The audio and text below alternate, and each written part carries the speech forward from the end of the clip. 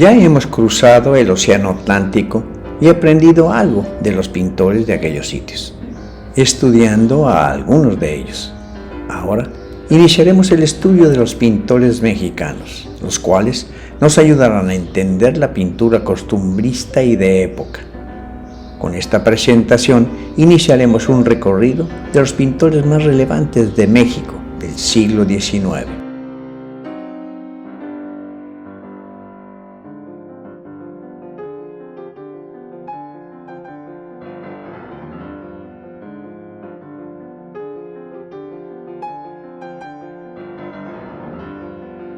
Su obra más abundante fueron los bodegones, con los cuales representó los manjares típicos de la comida nacional. Un museo en la ciudad de Puebla lleva su nombre. Fue un destacado retratista y pintor de bodegones, conocidos en esa época como cuadros de comedor.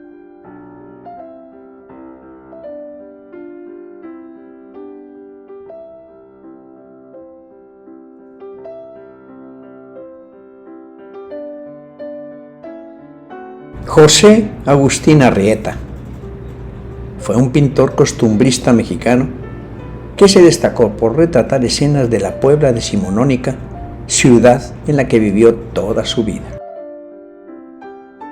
Es más conocido por sus cuadros costumbristas, que ejecutó con evidente especial motivación, como lo muestra la riqueza de detalles que en ellos plasmó en las escenas de plazas, tabernas y cocinas. En estas escenas, las mujeres aparecen casi siempre ataviadas como chinas, atuendo propio de la mujer del pueblo, con sensuales vestidos que hacen resaltar su frondosidad y femenina coquetería, acentuada con pendientes, collares, encajes y chalinas bordadas.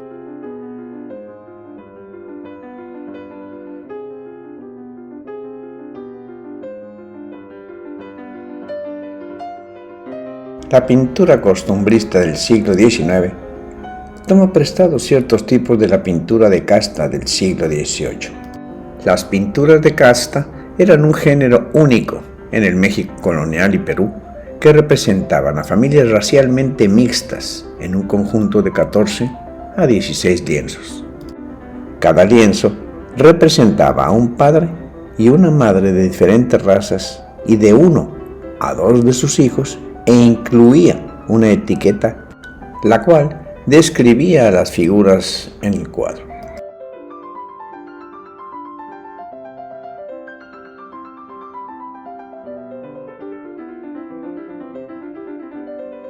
La pintura costumbrista de José Agustín Arrieta, La Sorpresa, de 1850, se invita a los espectadores a reflexionar sobre las sorpresas que contiene la pintura.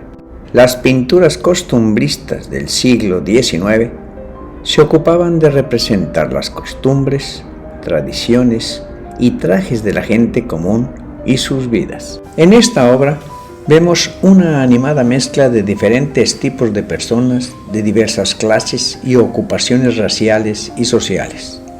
Las figuras se representan en un mercado público al aire libre, fuera de un establecimiento.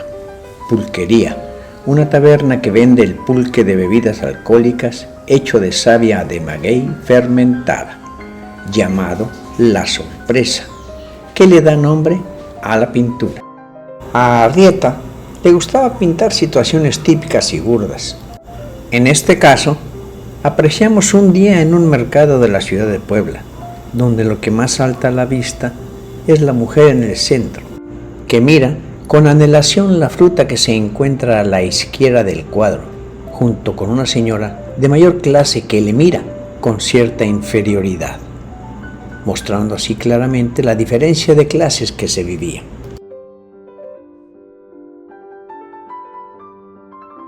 En primer plano, en la esquina inferior derecha, encontramos un hombre descalzo y con ropa gastada en el suelo, recargado sobre unas cajas. Se cree que es el mismo autor, pues él siempre se dijo a sí mismo como una persona humilde que venía desde abajo.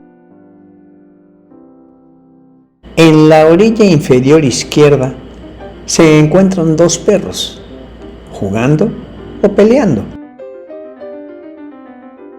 Hay varias vendedoras que ofrecen su mercancía, no como la que tiene un puesto, sino sentadas en diferentes partes del cuadro. Una madre joven, montada en un burro, lleva a su hijo, envuelto en su rebozo.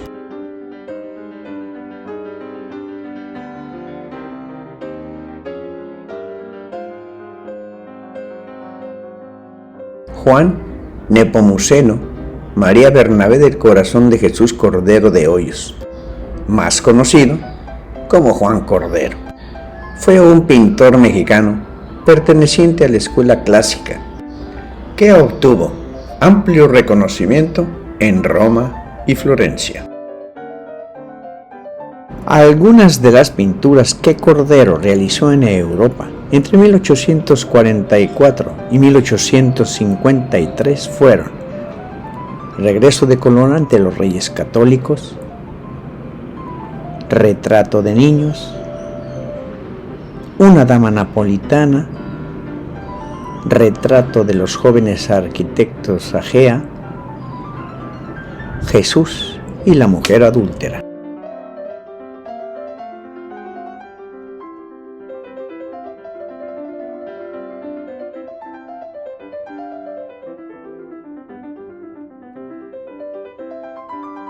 Cordero supo dar un aire imperial a la joven esposa del general Santa Anna, obra académica, pero de inconfundible carácter mexicano.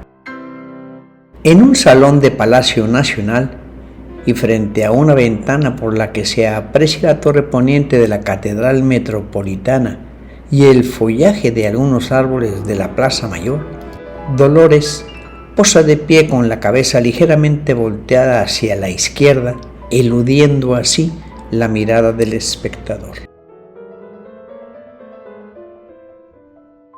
El llamativo vestido de seda que porta, en color oro, con fondo blanco y ornado con aplicaciones de hojas de camelia, por las que se enredan hilos de perlas, moldea su esbelta figura, dejando los hombros al descubierto y marcado el estrecho talle y la diminuta cintura, apenas un poco más gruesa que su cuello, del que prende un collar doble. Una diadema con el águila nacional corona su cabeza, adornada en la parte posterior con un elaborado tocado de flores.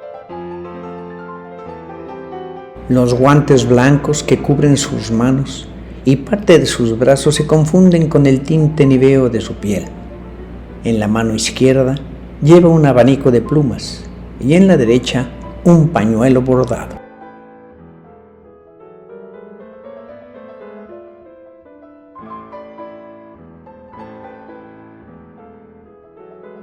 Hermenegildo Bustos fue uno de los pintores más apreciados del arte mexicano del siglo XIX. Su obra se caracterizó por no seguir un método académico y por tener una gran fuerza psicológica. Aunque realizó algunos cuadros religiosos, su trabajo más importante y extenso se encuentra en la naturaleza muerta y los retratos.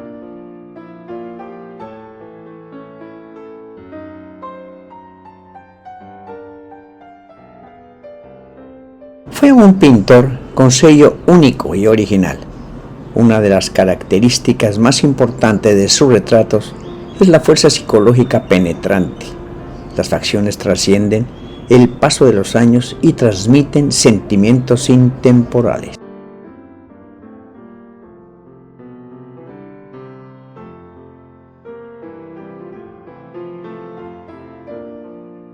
La historia del artista Hermenegildo Bustos es fascinante, como los más de 400 retratos que realizó a lo largo de su trayectoria profesional. Resulta interesante y triste que el acervo del que es considerado como uno de los pintores más grandes del siglo XIX en México sea tan poco conocido. José Hermenegildo de la Luz Bustos Hernández, mejor conocido como el pintor del pueblo, fue un indio puriciense que nació en Purísima del Rincón, Guanajuato, el cual sobresalió por realizar los mejores retratos de aquella época.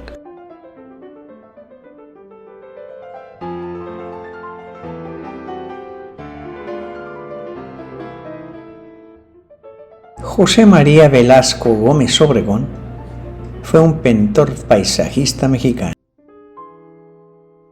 Fue un pintor y fanático de la geografía mexicana. Reveló en muchas de sus obras su amor por las cascadas. La Alameda Central. Velasco no pudo haber omitido el pintar este gran parque público, tanto por su belleza como por su antigüedad, la cual data del año 1592.